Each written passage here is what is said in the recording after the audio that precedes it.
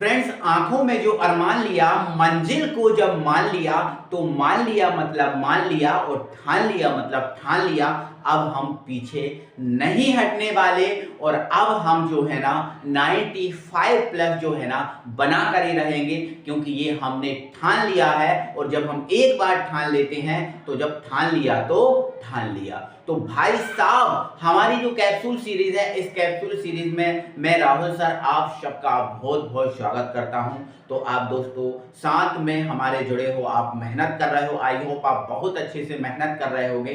ठीक है, तो बिल्कुल मेहनत आपको करते रहना है। कुछ ही दिन की बात और है, कुछ दिन मेहनत और करना है, और जब ये मेहनत करोगे ना, तो जब इसका फल मिलेगा तो बहुत मीठा फल होगा यार मेरे भाई। ठीक है, तो भाई साहब आज हम करने वाले हैं नाइट्रोजन युक्त कार्बनिक यौगिक। ये हमारा चैप्टर नंबर 9 है, यूनिट नंबर 9 है, जिसका नाम है नाइट्रोजन युक्त कार्बनिक यौगिक। इस यूनिट को हमें पढ़ना है बहुत अच्छे से, और ये इसकी वन शॉट वीडियो रहने वाली है। इसी वीडियो में आपको कंप्लीट मिलेगा, कहीं आपको नहीं छोड़ना, इस वीडियो के अलावा आपको कहीं नहीं पढ़ना। ठीक है, तो आ जाओ जरा देख लेते हैं दोस्तों, वीडियो को स्टार्ट करते हैं। और हाँ वीडियो दोस्तों, अगर वीडियो अच्छा लगे तो वीडियो को लाइक करना बिल्कुल ना भूलें। अपने सभी फ्रेंड सर्कल में वीडियो शेयर होना चाहिए। भाई साहब, आपका सपोर्ट हमारे लिए बहुत ज्यादा बड़ा होता है, सर्वोपरि है। तो आप ज्यादा से ज्यादा वीडियो को शेयर करो। अभी तक आपने हमारे चैनल को सब्सक्राइब नहीं किया तो सब्सक्राइब जरूर करो भाई। ठीक है ना, चलो स्टार्ट करते हैं। तो भाई हमारे यूनिट का नाम क्या है? नाइट्रोजन युक्त कार्बनिक यौगिक। मतलब कार्बनिक यौगिक तो हैं, लेकिन ये ऐसे कार्बनिक यौगिक हैं जिनमें नाइट्रोजन उपस्थित होता है। क्या उपस्थित होता है? नाइट्रोजन। तो नाइट्रोजन युक्त कार्बनिक यौगिक वही होंगे जिसमें नाइट्रोजन उपस्थित होगा। तो ऐसे कार्बनिक यौगिक जिनमें नाइट्रोजन उपस्थित होता है, नाइट्रोजन युक्त कार्बनिक यौगिक कहलाते हैं। बट मेरे भाई, ये जो नाइट्रोजन युक्त कार्बनिक यौगिक बनती है ना, ऐसे ही नहीं बन जाते हवा में। भाई नाइट्रोजन युक्त कार्बनिक यौगिक बनाने के लिए हमें नाइट्रोजन युक्त कार्बनिक समूह चाहिए, सॉरी नाइट्रोजन युक्त क्रियात्मक समूह चाहिए। क्या चाहिए बेटा? नाइट्रोजन युक्त क्रियात्मक समूह चाहिए, तभी आपका नाइट्रोजन युक्त कार्बनिक यौगिक बनेगा। तो आइए कुछ नाइट्रोजन युक्त क्रियात्मक समूह को पढ़ लेते हैं। तो मेरे भाई, नाइट्रोजन युक्त क्रियात्मक समूह में ये पहला हमारा जो क्रियात्मक समूह आता है, जिसका नाम है सिंगल बॉन्ड NO2। ये जो सिंगल बॉन्ड NO2 है, इसको बेटा दो तरीके से लिखा जाता है। एक तो ऐसे ही लिखा जाता है NO2, और एक लिखा जाता है ONO। ऐसे लिखा जाता है, दो तरीके से लिखा जाता है, NO2 और ONO। देखो, अगर हम इसको सबको मिला दें तो ये भी NO2 बन रहा है और ये भी NO2 है। अंतर सिर्फ इतना है कि इसमें ये जो क्रियात्मक समूह जुड़ा है वो N से जुड़ा है। किससे जुड़ा है बेटा? N से। और ये जो क्रियात्मक समूह जुड़ रहा है वो O से जुड़ रहा है। कहने का मतलब ये है कि जो आपका NO2 क्रियात्मक समूह है, ये जो क्रियात्मक समूह है उभय दंतोर है। क्या है बेटा? उभय दंतोर है। तो ध्यान रखना, उभय दंतोर क्रियात्मक समूह क्या होता है? वह क्रियात्मक समूह जो दो प्रकार से जुड़ सकता है, वो उभय दंतोर क्रियात्मक समूह होता है। जैसे आपका CN, सिंगल बॉन्ड CN भी लिख सकते हैं, सिंगल बॉन्ड NC भी लिख सकते हैं। तो जो दो प्रकार से जुड़ सकता है उसको उभय दंतोर बोलते हैं। तो ये उभय दंतोर है। ठीक है ना, ध्यान रखना। तो NO2 है, नाइट्रोजन युक्त क्रियात्मक समूह है, ये दो प्रकार से जुड़ सकता है, ऐसे ऐसे। बट अगर ये N से जुड़ेगा तो इसका नाम बेटा होगा नाइट्रो। क्या होगा इसका नाम? नाइट्रो होगा, नाइट्रो होगा इसका नाम। ठीक है, बट ये अगर O से जुड़ा, ये क्रियात्मक समूह अगर O से जुड़ा तो इसका नाम बनता है नाइट्राइड। क्या बनता है बेटा? नाइट्राइड बनता है। ध्यान रखना इस बात को। ठीक है, नाइट्राइड। इसका अगर N से जुड़ा तो नाइट्रो, और O से जुड़ा तो नाइट्राइड। ठीक है, अब इसके उदाहरण देखें तो अगर हम एल्किल से जोड़ते हैं इसको, तो R को अगर जो NO2 क्रियात्मक समूह है, इसको अगर एल्किल समूह से जोड़ दें तो इसका नाम क्या हो जाता है? तो देखो भाई, इसका नाम क्या है? एल्किल। इसका नाम क्या है? नाइट्राइड। तो जब इसको हम R से जोड़ेंगे तो इसको ऐसे नहीं बोला जाएगा एल्किल नाइट्रो, एल्किल और नाइट्रो, ऐसे नहीं बोला जाएगा। पहले इसको बोला जाएगा और फिर इसको बोला जाएगा। मतलब ये IUPAC रूप में लगभग बोला जाता है। ठीक है, तो पहले इसको बोला जाएगा, इसका नाम क्या है बेटा? नाइट्रो। क्या है? Nitro, nitro. ठीक है, और इस एल्किल, एल्किल का IUPAC नाम क्या है? एल्केन। ध्यान रखना, एल्किल का जो IUPAC नाम होता है वो एल्केन होता है। जैसे मैथिल का मैथेन, एथिल का एथेन, प्रोपिल का प्रोपेन, ब्यूटिल का ब्यूटेन। इसी प्रकार एल्किल का होता है एल्केन। तो ये नाइट्रो, और इसको हम लिखेंगे एल्केन। क्या लिखेंगे?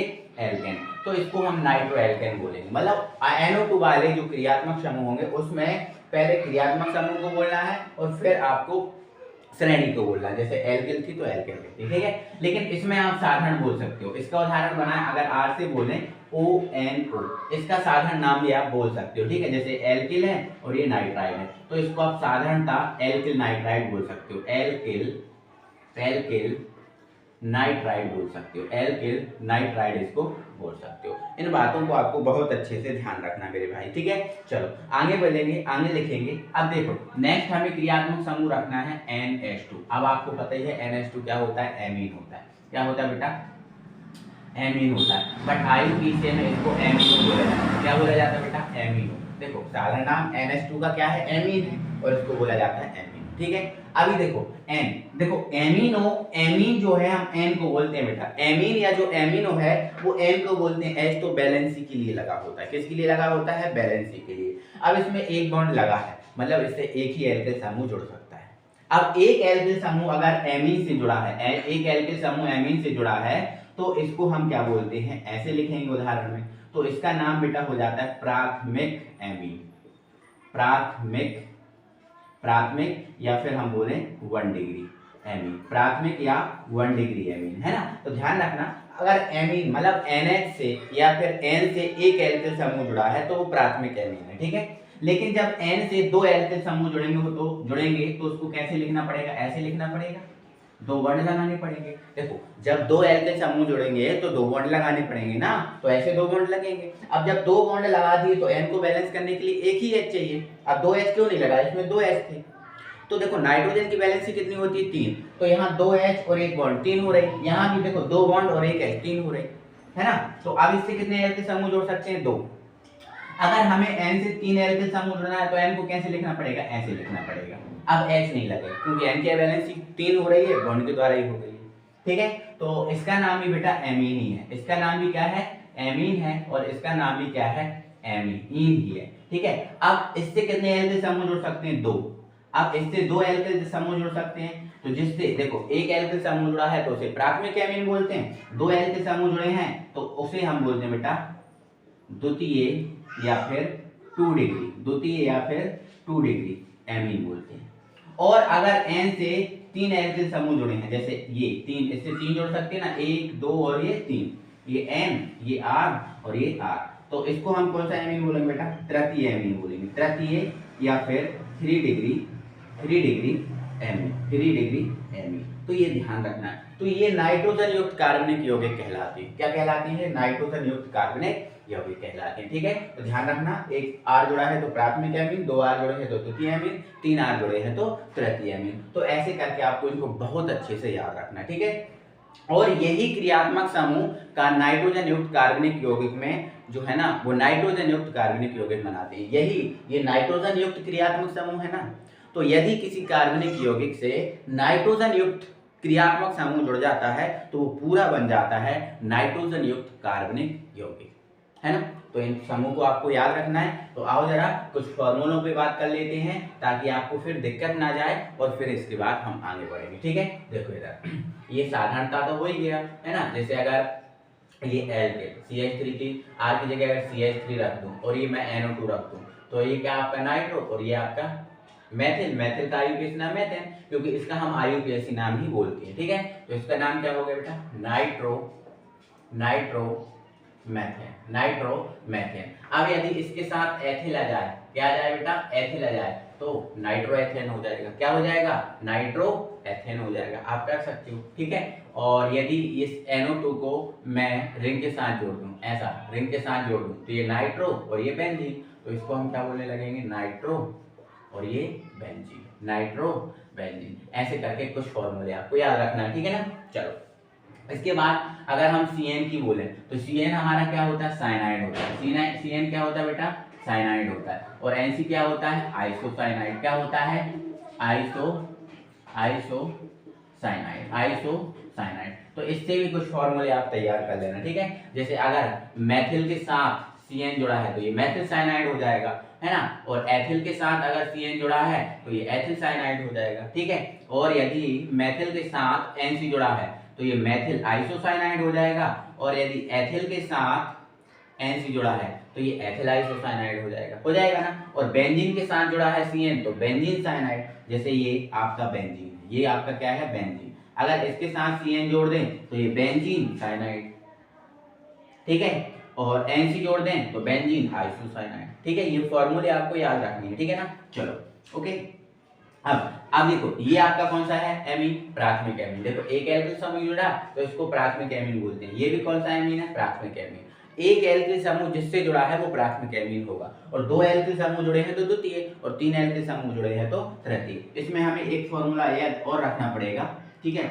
जैसे आपका होता है C6H5NH2, ये आपका होता है बेटा फॉर्मूला एनिलीन का। किसका होता है, एनिलीन या बेंजीन एमीन। देखो ये बेंजीन को अगर ऐसे ना लिखें तो C6H5 के रूप में लिखते हैं, तो C6H5NH2 ये बेंजीन और ये एमीन, तो एनिलीन बेस को हम बोलते हैं, ठीक है। एनिलीन बेस को हम बोल सकते हैं, ठीक है। चलो इसके बाद हमें एक फॉर्मूला याद रखना है, C6H5N2Cl, या फिर इसको हम ऐसे ना लिखें तो एक हम रिंग बना देते हैं। क्या बना देते हैं बेटा, रिंग, और रिंग के ऊपर हम क्या लिख देते हैं N2Cl। तो ये देखो हो जाता है ये बेंजीन, ये डाई, दो के लिए डाई, एजोनियम, एन को देखो एमीन भी बोलते हैं और एजोनियम भी बोलते हैं। एन जो है इसको एमीन भी बोला जाता है और एजोनियम भी बोला जाता है, ठीक है, ध्यान रखना। तो बेंजीन डाई एजोनियम क्लोराइड, ठीक है। तो ये हो गया अपना benzene diazonium, benzene diazonium, benzene diazonium chloride, benzene di. तो ऐसे करके अभी आपको कम से कम इतने फॉर्मूले तो याद रखने ही हैं। इसके अलावा जो भी कुछ फॉर्मूले एक दो और आएंगे हमारे बीच में तो हम उनको लिखवा देंगे, आप उनको अच्छे से लिख लेना, ठीक है। हाँ एक दो फॉर्मूले और लिख लो, यहाँ पर हम लिख दे रहे हैं। देखो आपको अगला हमें फॉर्मूला एक तैयार करना है बेटा। देखो एसिटामाइड, देखो एसिटामाइड, अब क्वेश्चन हमारा ये है कि एसिटामाइड क्या है। तो आपको ये पता है CH3 single bond CO single bond NH2, ये जो है हमारा एसिटामाइड है, ये एसिटामाइड है। क्या है बेटा, इसी में हमें एक चीज और याद रख लेंगे, बेंजामाइड। क्या रख देंगे, बेंजामाइड, बेंजामाइड। देखो ये एसिटामाइड में बेटा क्या होता है, CH3 होता है। एसिटामाइड में क्या होता है, CH3CONH2 होता है। लेकिन इसी को अगर बेंजामाइड बनाए तो C6H5 आ जाता है। CH3 की जगह क्या जाता है, C6H5, और बाकी ये सेम रहता है, ठीक है। तो ये आपका बेंजामाइड हो गया, ठीक है ना। फिर यहाँ पर एसिटिल क्लोराइड लिख लो, acetyl chloride, acetyl chloride, acetyl chloride. तो एसिटिल क्लोराइड क्या होता है, CH3COCl, ये एसिटिल क्लोराइड होगा। अगर इसी में बेंजोइल क्लोराइड बनाए तो बेंजोइल क्लोराइड बन जाएगा, तो बेंजोइल क्लोराइड, बेंजोइल क्लोराइड। देखो ऑर्गेनिक केमिस्ट्री की कमांड किससे बनती है, फॉर्मूले से। तो फॉर्मूला तैयार है तो ऑर्गेनिक केमिस्ट्री तैयार है। तो बेंजोइल क्लोराइड में बस यहाँ थोड़ा चेंज करना पड़ेगा, CH3 की जगह आ जाएगा C6H5, और ये रहेगा CO, और ये रहेगा Cl। तो इतना सा जो हमने आपको बताया, ये सब चीजें आप बहुत अच्छे से याद रख लोगे तो आपको ऑर्गेनिक केमिस्ट्री की जो एमीन नाइट्रोजन युक्त कार्बनिक यौगिक है इसको हम आगे पढ़ेंगे तो मैं कह रहा हूँ दिक्कत नहीं जाएगी, मैं गारंटी से कह रहा हूँ। आप मैं जितना कह रहा हूँ बस उतना काम आप करते रहिएगा, बिल्कुल आपको दिक्कत नहीं जाने वाली, ठीक है। चलो आगे बढ़ाते हैं इस वीडियो को। अब हम देख लेते हैं जो एमीन है। देखो मोस्टली इस यूनिट में हमें एमीन पढ़ना है। मोस्टली इस यूनिट में बेटा हम क्या पढ़ते हैं, एमीन पढ़ते हैं। एमीन मतलब NH2 वाले यौगिक पढ़ते हैं, एमीन मतलब NH2 वाले यौगिक पढ़ते हैं। तो यहाँ पर हमें ये जानना जरूरी है कि एमीन की प्रकृति क्या होती है, ठीक है। तो सुनो इधर, ये जो एमीन होता है, एमीन मतलब सिंगल बॉन्ड NH2, ये एमीन है।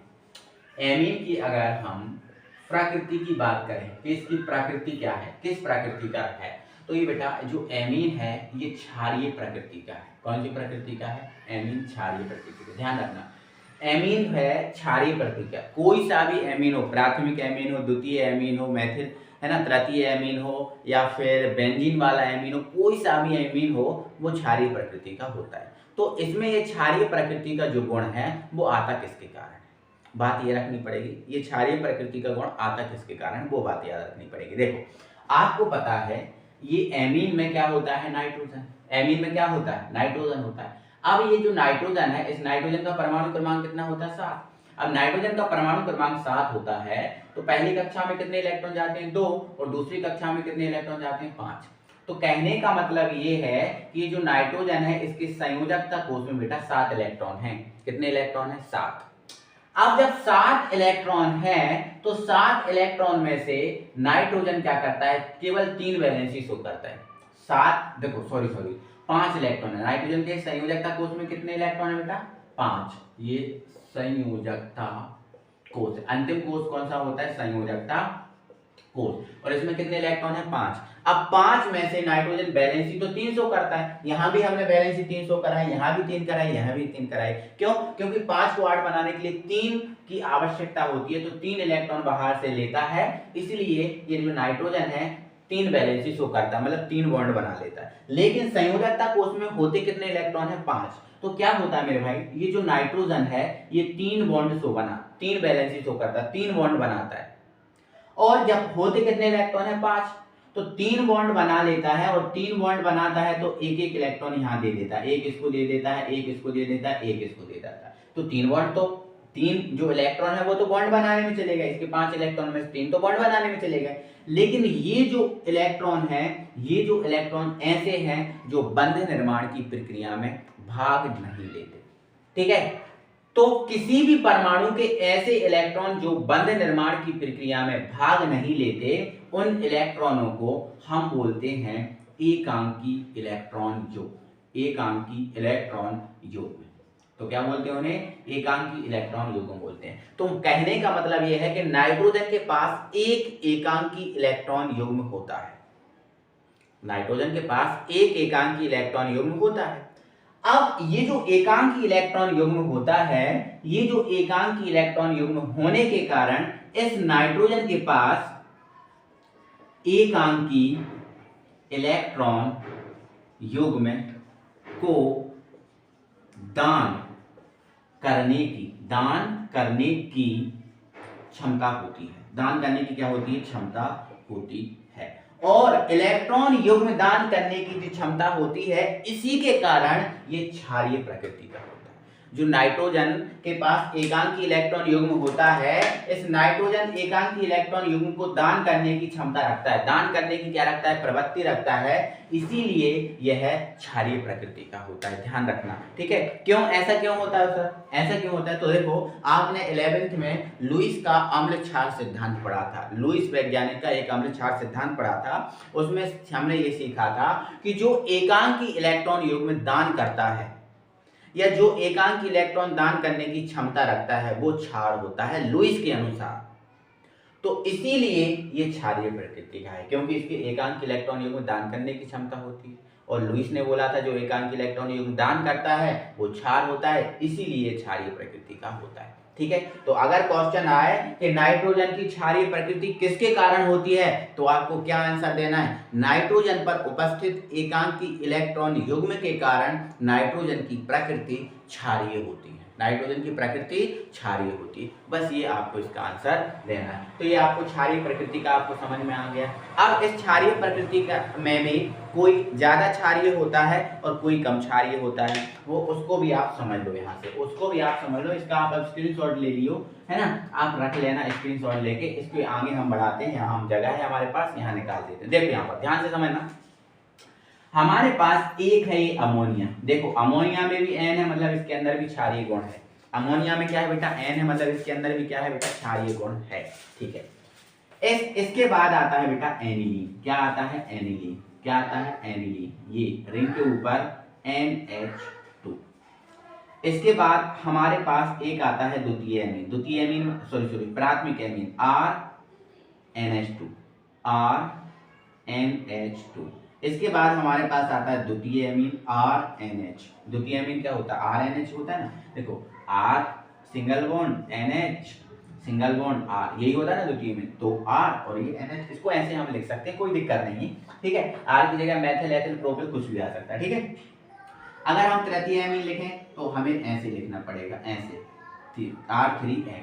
कोई दिक्कत है, कोई परेशानी है, नहीं। अब देखो, अब इन सब में अगर हम क्षारीयता की बात करें तो सबसे ज्यादा सबसे कम क्षारीय होता है वो अमोनिया होता है। अगर इन सब में बात करें कि इन सब में कौन अधिक क्षारीय है, तो सबसे ज्यादा जो कम क्षारीय होता है वो होता है अमोनिया, उससे ज्यादा क्या होता है एनिलीन, और एनिलीन से ज्यादा क्षारीय होता है प्राथमिक एमीन, प्राथमिक एमीन से ज्यादा द्वितीय एमीन, और द्वितीय एमीन से ज्यादा तृतीय एमीन। ये आपको ध्यान रखना है, ये क्षारकता का बढ़ता क्रम है। किसका क्रम है?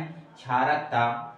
इससे भी बेटा बहुत से जो है ना क्वेश्चन निकलते हैं, क्षारकता का बढ़ता क्रम, क्षारकता का बढ़ता क्रम, इनसे भी बेटा आपके बहुत सारे क्वेश्चन निकल जाते हैं। आपसे पूछ लेता है कि प्राथमिक एमीन और एनिलीन में कौन अधिक क्षारीय है, तो आप बता देना, ठीक है। तो ध्यान रखना कि सबसे कम जो क्षारीय है वो अमोनिया है, उससे ज्यादा कौन एनिलीन, उससे ज्यादा कौन प्राथमिक एमीन, उससे ज्यादा कौन द्वितीय एमीन, उससे ज्यादा कौन तृतीय एमीन, ठीक है। चलो अब एक क्वेश्चन हमारा ये है, बताओ आप अमोनिया, क्या अमोनिया मतलब NH3, अमोनिया मतलब NH3 एवं प्राथमिक एमीन, प्राथमिक या फिर एथिल एमीन लिख दिया हमने, क्या लिख दिया बेटा?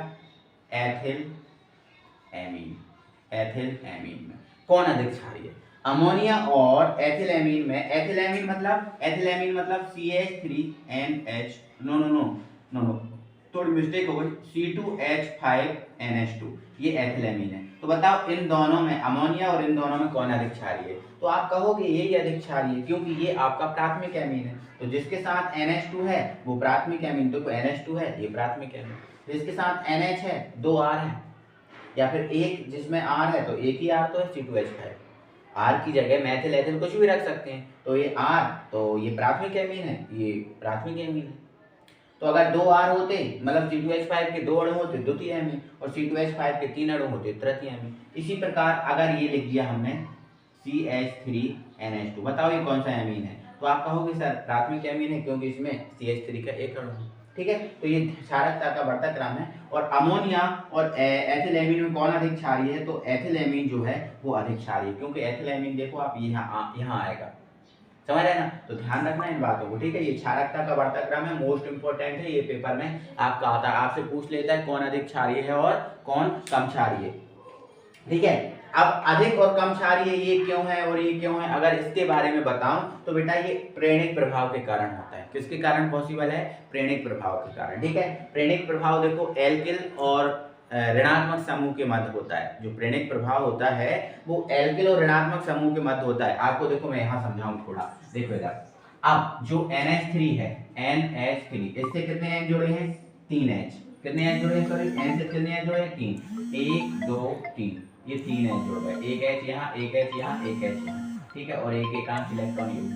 तो बताओ इसमें क्या प्रेरणिक प्रभाव पाया जाएगा? देखो प्रेरणिक प्रभाव एल्किल और जो है ना ऋणात्मक समूह के मध्य पाया जाता है। तो देखो एल्किल समूह, देखो एल्किल समूह इससे जुड़ा ही नहीं है। अब एल्किल समूह जब इससे नहीं जुड़ा तो क्या इसमें प्रेरणिक प्रभाव, इंडक्टिव इफेक्ट पाया जाएगा? नहीं पाया जाएगा। और H इसको इलेक्ट्रॉन देगा नहीं, क्योंकि H के पास तो एक ही इलेक्ट्रॉन होता है जो इसने इस बॉन्ड बनाने में दे दिया। तो H बन गया कौन? भिखारी। और भिखारी से आप भीख मांगोगे, क्या मिलेगी आपको भीख? कभी नहीं मिलेगी, ठीक है। तो H बेटा भिखारी होता है, इसके इलेक्ट्रॉन होते ही नहीं है, एक इलेक्ट्रॉन है तो बॉन्ड बनाने में दे दिया, तो इसके पास इलेक्ट्रॉन नहीं मिल पाएंगे, 2 ही इलेक्ट्रॉन होंगे।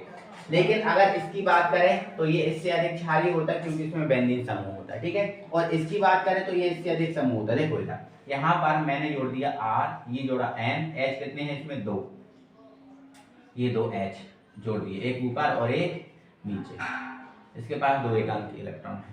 अब देखो यहाँ H से तो मिलेंगे नहीं इलेक्ट्रॉन, लेकिन ये एल्किल समूह है तो इस एल्किल समूह से इसको इलेक्ट्रॉन मिल जाएंगे। जब इसको इलेक्ट्रॉन मिल जाएंगे तो यहाँ पर इसके पास 2 इलेक्ट्रॉन तो हैं और कुछ इलेक्ट्रॉन इसको इससे मिल जाएंगे, तो इस पर इलेक्ट्रॉन की संख्या हो जाएगी ज्यादा, और ज्यादा इलेक्ट्रॉन है तो दान करने की प्रवृत्ति क्या हो जाएगी? ज्यादा, इसीलिए ये इससे ज्यादा क्षारीय है। अगर हम द्वितीय एमीन की बात करें तो द्वितीय एमीन में कितने R होते हैं बेटा? 2 R होते हैं, ठीक है। तो एक R हमने ऊपर लिख दिया, एक R हमने, एक ने ये हमने इलेक्ट्रॉन लिख दिया, ठीक है। 2 R है ना, देखो ये था R2NH, तो 2 R है, एक इधर और H है, ये नीचे लिख दिया, ठीक है। अब इसके पास देखो 2 जगह से इलेक्ट्रॉन मिलेंगे। देखो एक एल्किल समूह यहाँ है तो यहाँ से भी इलेक्ट्रॉन मिलेंगे, क्योंकि इंडक्टिव इफेक्ट होगा। यहाँ भी इलेक्ट्रॉन मिलेंगे, क्योंकि यहाँ भी इंडक्टिव इफेक्ट लगेगा। तो 2 जगह से जब इसको इलेक्ट्रॉन मिलेंगे तो इस पर इलेक्ट्रॉन की संख्या और ज्यादा, इससे ज्यादा हो जाएगी, इसलिए ज्यादा शो करेगा, ठीक है। इससे ज्यादा ये प्रभाव शो करेगा। और इससे ज्यादा ये क्यों करेगा? तो इसके पास कितने समूह है? एल्किल समूह 3, एक ऊपर जोड़ दो, एक यहाँ जोड़ दो और एक यहाँ जोड़ दो, ठीक है। तो यहाँ से देखो आप इसको 3 जगह से इलेक्ट्रॉन मिलेंगे, इसको एक जगह से मिल रहे थे तो इलेक्ट्रॉन इसके पास कम आ पा रहे थे, इसको 2 जगह से मिल रहा है थोड़े ज्यादा आ गए, 3 जगह से मिल रहा है तो और ज्यादा आ गए। तो इसके पास सबसे ज्यादा, इस नाइट्रोजन के पास सबसे ज्यादा इलेक्ट्रॉन होते हैं, इसलिए इसमें दान करने की प्रवृत्ति भी ज्यादा होती है, और दान करने की प्रवृत्ति ज्यादा होती है तो लुईस के अनुसार ये ज्यादा क्षारीय होता है। तो इससे क्षारीय ये, इससे अधिक ये और इससे अधिक ये, ध्यान रखना। ये मैंने इसके आधार पर आपको बताया। आई होप आप समझ पाए होंगे, कोई दिक्कत नहीं है। अब हम बढ़ते हैं आगे। तो मेरे भाई आपको मैंने जो इस पे समय दिया है, इसका मैंने ऐसे ही नहीं दिया समय, आपको इसको पढ़ना है, इनसे क्वेश्चन बनते हैं ऑब्जेक्टिव, इसलिए मैंने इस पे थोड़ा ज़्यादा समय दिया है, इस पे थोड़ी ज़्यादा बात की है। तो आप इसको बहुत अच्छे से तैयार कर लेना। अब हम इस यूनिट को बढ़ाते हैं आगे, और अब हम पढ़ते हैं एमीन के एमीन क्या है। तो आप वैसे भी अब तो जानने लगे हो ऐसे कार्बनिक यौगिक जिनके साथ एमीन समूह जुड़ा हो, single bond NH2, single bond NH2 जिनके साथ जुड़ा हो वो आपका कहलाता है एमीन या एमीन यौगिक कहलाता है, ठीक है ना। अगर हमें इस एमीन यौगिक को बनाना है तो क्या करना पड़ेगा? तो अगर बेटा अगर हम इस एमीन यौगिक को बनाना है तो हमें क्या करना पड़ता है बेटा, जो एल्किल हैलाइड होता है R सिंगल बॉन्ड X, यही होता है ना एल्किल हैलाइड, ये एल्किल और ये हैलाइड, ये एल्किल और ये हैलाइड, इसकी आपको अमोनिया से क्रिया करानी है। तो जैसे ही आप इसकी अमोनिया से क्रिया कराओगे, बट बेटा ये अमोनिया से क्रिया कॉपर नली में करानी पड़ेगी, कॉपर नली में 100 डिग्री सेल्सियस ताप पर करानी पड़ेगी, ठीक है। तो जब आप इससे क्रिया कराते हो तो क्या होता है, एक H से बाहर कर देता है, H पे होता है प्लस, X पे होता है माइनस, क्योंकि X होता है हैलाइड। तो एक X को बाहर करके बेटा बना लेगा HX, और यहाँ बच जाएगा R सिंगल बॉन्ड, यहाँ क्या NH2 ही बचा ना, एक H तो गया, NH2 बचा, और NH2 जैसे बचा तो उसके पास एक बॉन्ड आ गया, क्योंकि एक वैलेंसी कम हो गई ना तो एक बॉन्ड आ गया। तो ये आपका बन गया RNH2, जो आपका कौन सा एमीन है बेटा, प्राथमिक एमीन। इसी प्रकार से आप अगर हम क्लोरोबेंजीन की या क्लोरोबेंजीन श्रेणी के ऊपर Cl, अगर इसकी अमोनिया से क्रिया करा दें, वही आपकी अमोनिया, एक कॉपर नली 100 डिग्री सेल्सियस था, तो एक H एक Cl को क्या कर देगा बाहर, और HCl बन जाएगा, और ये हमारा बन जाएगा रिंग के ऊपर NH2, एक H एक Cl के साथ HCl बना लेगा, और NH2 बचेगा जो रिंग के ऊपर बन जाएगा, ये आपका बन जाएगा एमीन। तो ये ऐसे करके हम जो है ना एमीन बना सकते हैं। तो अगर एल्किल हैलाइड की अमोनिया से रिएक्शन कराई जाए ना कॉपर नली में 100 डिग्री सेल्सियस ताप पर, तो हमें प्राप्त हो जाती है एमीन। क्या प्राप्त हो जाती है? एमीन। तो ध्यान रखना, एमीन हम ऐसे बना सकते हैं। बट अगर हम बात करें बेटा एमीन की, तो एमीन तो 3 टाइप के होते हैं। एक होता है हमारा प्राथमिक एमीन। कौन सा एमीन? प्राथमिक एमीन, ठीक है। अब प्राथमिक एमीन हो गया। एक हमारे पास होता है द्वितीय एमीन, द्वितीय एमीन। फिर एक हमारे पास होता है बेटा तृतीय एमीन। कौन सा एमीन? तृतीय एमीन। एक हमारे पास होगा बेटा प्राथमिक एमीन, एक हमारे पास होगा द्वितीय एमीन, और एक हमारे पास होगा तृतीय एमीन। 3 टाइप के होते हैं एमीन, तो 3 एमीन होते हैं। अब प्राथमिक, द्वितीय, तृतीय एमीन क्या होती है, इधर सुनो आप ध्यान से। देखो, अगर एल्किल समूह के साथ, ठीक है, यहाँ पर मैं लिख दे रहा हूँ, यदि एल्किल समूह या फिर सुनो, यदि एमिनो समूह के साथ, यदि एमिनो समूह क्या होता है बेटा? Single bond NH2। यदि एमिनो समूह के साथ एक एल्किल समूह जुड़ा होता है तो उसे प्राथमिक एमीन बोलते हैं। देखो यहाँ पर एमिनो समूह के साथ एक एल्किल समूह जुड़ा है, एमिनो के साथ एक एल्किल जुड़ा है, एल्किल में नहीं, ये एरिल समूह, बेंजीन को एरिल बोलते हैं, ठीक है। यदि एमिनो समूह के साथ एक एल्किल या एरिल भी लिख सकते हो, एल्किल या फिर क्या हो सकता है, एरिल हो सकता है। तो यदि एमिनो समूह के साथ एक एल्किल या एरिल समूह जुड़ा होता है तो उसे हम प्राथमिक एमीन बोल देते हैं।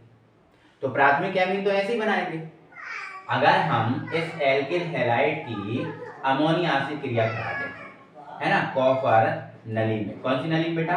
कॉपर नली में 100 डिग्री सेल्सियस ताप पर। तो क्या होगा बेटा? एक H एक X के साथ क्या बना लेगा? HX, ठीक है, और NH2R के साथ जुड़ जाएगा। तो ये हमारा कौन सा एमीन बन जाएगा? प्राथमिक एमीन या 1 डिग्री एमीन। तो ये सिंपल है ना बनाना। देखो आप देखो ना, एमिनो समूह के साथ एक ही एल्किल जुड़ा है, या फिर ये वाली रिएक्शन भी आप बना सकते हो, यहाँ पर ये वाली रिएक्शन बना सकते हो, कोई दिक्कत नहीं है। जो मैंने ऊपर बनवा दिया वही है, ठीक है। तो यदि एमिनो समूह के साथ एक एल्किल या एरिल समूह जुड़ा है तो उसे प्राथमिक एमीन बोलेंगे। तो ये आपका जो है प्राथमिक एमीन है। और बात यही द्वितीय एमीन की है। तो अगर एमिनो समूह के साथ दो एल्किल समूह जुड़े हैं तो वो द्वितीय एमीन होगा, और यदि एमिनो समूह के साथ तीन एल्किल समूह जुड़े हैं तो वो तृतीय एमीन होगा। अब द्वितीय एमीन सर कैसे बनाएंगे? तो देखो आप, हमने कौन सा एमीन बनाया? प्राथमिक एमीन। अगर हम इस प्राथमिक एमीन की R सिंगल बॉन्ड NH2 की फिर से एल्किल हैलाइड से क्रिया करा दें और वही कॉपर नली में 100 डिग्री सेल्सियस तापमान, तो ये जो एक H दिख रहा है ना, दो H है ना, एक H फिर से X के साथ क्या बना लेगा? HX बना लेगा। और यहाँ क्या बचा? R सिंगल बॉन्ड NH बचा। सिंगल बॉन्ड क्या बचा? NH। अब N की वैलेंसी कम हो गई तो ये जो R बचा है वो यहाँ जुड़ जाएगा। तो ये हमारा बेटा बन जाएगा द्वितीय एमीन। कौन सा एमीन बन जाएगा? द्वितीय एमीन। तो ऐसे बना सकते हैं। अगर प्राथमिक एमीन की फिर से एल्किल हैलाइड से क्रिया हम करा दें तो हमें द्वितीय एमीन प्राप्त हो जाएगा। क्या प्राप्त हो जाएगा? द्वितीय एमीन। और ये जो द्वितीय एमीन है, ये द्वितीय एमीन है, इसकी फिर से एल्किल हैलाइड से क्रिया करा दें तो हमें तृतीय एमीन प्राप्त हो जाएगा। कौन सा एमीन प्राप्त हो जाएगा? तृतीय। क्योंकि जब इसकी फिर से एल्किल हैलाइड से क्रिया कराएंगे तो एल्किल हैलाइड का जो X होगा फिर से इसके H को बाहर कर देगा HX बना के, और इसमें दो R तो अब जुड़े हैं, अब तीसरा R इसके नीचे या ऊपर कहीं भी जोड़ेगा तो तृतीय एमीन हो जाएगा। तो आपको बात समझ में आई क्या है एमीन? तो ऐसी कार्बनिक यौगिक जिनमें एमीन समूह सिंगल बॉन्ड NH2 जुड़ा होता है वो आपके एमीन कहलाते हैं। एमीन प्राथमिक, द्वितीय, तृतीय तीनों टाइप के। तो प्राथमिक एमीन कैसे बना? एल्किल हैलाइड के अमोनिया से क्रिया कराए। द्वितीय बनाएंगे तो प्राथमिक एमीन की एल्किल हैलाइड से क्रिया कराएंगे, और तृतीय बनाएंगे तो द्वितीय एमीन की एल्किल हैलाइड से क्रिया कराएंगे, तो इसकी एल्किल हैलाइड से। आई होप आप समझ गए होंगे, कोई दिक्कत नहीं होगी। तो ये आपका एमीन जो है ना वो होता है समाप्त। अब जो एमीन है, एमीन को हम अन्य विधियों द्वारा बनाएंगे। अभी तो हमने एमीन देखा कि एमीन होता कितने टाइप का है, प्राथमिक एमीन, द्वितीय एमीन, तृतीय एमीन, कैसे बना सकते हैं वो देखा हमने। अब हम एमीन जो है ना किसी अन्य विधियों द्वारा बनाएंगे। तो आइए वीडियो स्टार्ट करते हैं, आगे बढ़ाते हैं। तो बेटा हम क्या कर रहे हैं? अब एमीन जो है ना वो बना रहा है। अब देखो एमीन जो बना रहा है तो एमीन में हमारा ये एल्किल वाला भी एमीन बन सकता है और एरिल वाला एमीन भी बन सकता है। ठीक है, ध्यान रखना, ये दोनों टाइप के एमीन जो है ना हम बना रहे हैं, एल्किल वाला भी और एरिल वाला भी। अब आगे देखो एमीन बनाने की विधियों में हम सबसे पहले जो एमीन बना रहे हैं नाइट्रो एल्केन के अपचयन से। किसके अपचयन से? नाइट्रो एल्केन के अपचयन से। अब अपचयन तो आप जानते हो, अपचयन किसके द्वारा कराते हैं? नवजात हाइड्रोजन द्वारा। तो नाइट्रो एल्केन का हम अपचयन कराएंगे और एमीन बनाएंगे। देखो अब अपचयन कराने का भी एक तरीका है कि अपचयन आप किससे करा रहे हो, ये भी एक डिपेंडेंसी है कि आप अपचयन करा किससे रहे हो। तो हम देखो अपचयन करा रहे हैं पहले उत्प्रेरक की, मतलब कोई उत्प्रेरक की उपस्थिति में अपचयन करा रहे हैं। उत्प्रेरक, अब आपको पता है उत्प्रेरक का काम अक्सर संक्रमण तत्व करते हैं। डी ब्लॉक के जो तत्व हैं वो उत्प्रेरक का कार्य करते हैं। तो डी ब्लॉक के तत्व द्वारा हम डी ब्लॉक के तत्वों को हम उत्प्रेरक के रूप में लेंगे और उसके द्वारा अपचयन कराएंगे। तो आ जाओ, नाइट्रो एल्केन के अपचयन कराना है तो नाइट्रो एल्केन मतलब R सिंगल बॉन्ड NO2, ये हमारे पास नाइट्रो एल्केन है। इसका अपचयन कराना है, उत्प्रेरक की अपचयन कराना है तो उत्प्रेरक के रूप में ले ली हमने निकेल और प्लेटिनम, ये संक्रमण तत्व है, ये उत्प्रेरक आप ले सकते हो, कोई दिक्कत नहीं। ठीक है, अपचयन कराना तो बेटा अपचयन कराना है, ये अपचयन अब करा दिया। अब देखना हमें क्या बनाना है? एमीन बनाना है। एमीन बनाना तो अभी देखो हमने एल्किल वाला लिया तो ये वाला एमीन बनेगा। तो बताओ अपचयन कराना H के द्वारा और ये एमीन बनाना, तो बताओ एमीन क्या बन सकता है? अभी तो बिल्कुल नहीं बनेगा। कब तक? जब तक O बाहर ना हो। हाँ, O बाहर हो जाए तो एमीन बन सकता है, क्योंकि O बाहर हो जाएगा तो दो H हम N के साथ जोड़ देंगे, एमीन बन जाएगा। तो पहले O को बाहर करो। अगर हमें O को बाहर करना है तो जल बनाना पड़ेगा, और जल बनाने के लिए देखो आपके पास दो O हैं, तो जल बनाने के लिए दो O के साथ कितने H होते हैं? 4 H होते हैं कि नहीं होते हैं? तो यहाँ पर हमें H के 6 अणु देना पड़ेंगे। 4 H इन दो O के साथ बना लेंगे 2H2O, 2H2 बना लिए। अब हमारे पास कितने H बचे? 2, तो 2H इस N के साथ जुड़ जाएंगे तो ये R और ये रहा NH2, ये हमारा बन गया प्राथमिक एमीन। प्राथमिक एमीन, बात समझ में आई? अब बोलो सर आप मेथिल एमीन बनाना चाहे तो भाई करो यार, मेथिल एमीन बना लो। R की जगह आप क्या ले लो? मेथिल ले लो, ये ले लिया। R की जगह हमने क्या ले लिया? मेथिल, और ये NO2। तो आप इसका अपचयन करा दो 6H द्वारा। ठीक है, तो 4HO को देके 2H2O बाहर कर दो, 2H2 बाहर कर दो, है ना, और 2H आप N के साथ जोड़ दो, तो ये आपका CH3 सिंगल बॉन्ड NH2, ये आपका मेथिलेमीन बन जाएगा। ये उदाहरण हो गया मेथिल एमीन। आप एथिल बनाना चाहते हो तो आर की जगह एथिल ले लो, प्रोपिल बनाना चाहते हो प्रोपिल ले लो, जो आपकी मर्जी वो कर सकते हो। आप इससे रिंग माला ही बना सकते हो, आप रिंग माला ले लेना, आर की जगह आप रिंग ले लेना, वो बन जाएगा। ठीक है, तो उत्प्रेरक की अपचयन द्वारा आप समझ गए कि कोई भी एमीन ले लो आप, सॉरी कोई भी नाइट्रो एल्केन ले लो, कोई भी नाइट्रो एल्केन ले लो, अब जिस टाइप का नाइट्रो एल्केन लोगे उस टाइप का यहाँ में एमीन प्राप्त हो जाएगा। प्राथमिक, द्वितीय, तृतीय, कोई सा भी ले लो आप, एरिल वाला ले रहे हो ये वाला ले लो, ये वाला नहीं लेना, मेथिल एथिल प्रोपिल जो भी लेना वो बना लो, आप बना लोगे, कोई दिक्कत नहीं। आपको समझ में आया? ठीक। और ध्यान रखना उत्प्रेरक की अपचयन जब हम कराते हैं तो भाई तो ओ को तो बाहर करना ही पड़ेगा, मतलब कुछ बाहर निकलता है। ठीक है, नेक्स्ट है अम्लीय माध्यम में अपचयन द्वारा। अब हम अम्लीय माध्यम में क्या करा रहे हैं? अपचयन करा रहे हैं, और अम्लीय माध्यम में अपचयन कराएंगे और नाइट्रो एल्केन बनाएंगे, तो सॉरी एमीन बनाएंगे, नाइट्रो एल्केन का तो हम अपचयन ही करा रहे हैं। तो नाइट्रो एल्केन का भी उत्प्रेरक के द्वारा अपचयन कराया था, अब अम्लीय माध्यम में कराएंगे, तो अम्लीय माध्यम में कराएंगे अपचयन, ये अपचयन का हमारा H आया। अम्लीय माध्यम में तो कोई अम्ल ले लो, तो जैसे मैंने अम्ल ले लिया टिन और HCl, ये ले लिया टिन और HCl द्वारा कराएंगे। ठीक है, तो इसमें जब हम अपचयन कराएंगे इसमें भी हम 6H लेंगे, 4H, 2 को क्या कर देंगे 2H2 बना के बाहर कर देंगे, और 2H यहाँ जुड़ जाएंगे, तो R सिंगल बॉन्ड NH2। देखो बनाने का तरीका सेम ही है, बस यहाँ पर ये वाली जो चीज है वो परिवर्तित हुई है, बाकी बनाने का जो तरीका है वो तो सेम ही है। इसमें भी 6H लिए, इसमें भी 6H लिए, है ना, तरीका तो सेम है। तो ध्यान रखना, आप नाइट्रो एल्केन के अपचयन से भी बना सकते हैं। तो आपको देखो यहाँ कंफ्यूजन ये होता है कि कभी बोल देता है नाइट्रो एल्केन के अम्लीय माध्यम में अपचयन द्वारा एमीन बनाइए, या फिर बोल देता है क्या होता है जब नाइट्रो एल्केन का अम्लीय माध्यम में अपचयन कराया जाता है या उत्प्रेरक की अपचयन कराया जाता है, तो वो आपको कंफ्यूज करता है। अगर आपको पता नहीं है तो आप कंफ्यूज हो जाओगे, लेकिन आपको पता है तो आप किसी भी टाइप से बना ही लोगे, कोई दिक्कत नहीं होगी। अगर उत्प्रेरक के माध्यम में अपचयन कराया तो भी सेम बनाना है, और अम्लीय कराया तो भी सेम बनाना है, टाइप तरीका तो एक ही है, कोई दिक्कत ही नहीं है। ठीक है, चलो आगे बढ़ेंगे नेक्स्ट। सबसे पहले तो बेटा मैं आपको बता देता हूँ, ये जो क्लास बहुत बेसिक से चल रही है, बहुत बेसिक से चल रही है। अगर वाकई आपने इसको अच्छे से कवर कर लिया, अच्छे से पढ़ लिया ना, तो इसमें से एक क्वेश्चन ऐसा नहीं होगा जो आपसे हट बनेगा नहीं, हर एक क्वेश्चन आपसे बनेगा। ठीक है, तो नेक्स्ट है हमारी हेडिंग, ये हमारी दूसरी हेडिंग है, सॉरी ये दूसरी हेडिंग है, और दूसरी हेडिंग में हमें क्या करना है? एल्किल साइनाइड का अपचयन कराना है। जो एल्किल साइनाइड है इसका अपचयन कराना है, और हमें एमीन या एनिलीन बनाना है। ठीक है ना, तो देखो आप करते हैं अपचयन, तो हम कोई एल्किल साइनाइड ले रहे हैं। अब एल्किल साइनाइड में हमने ले लिया R सिंगल बॉन्ड CN।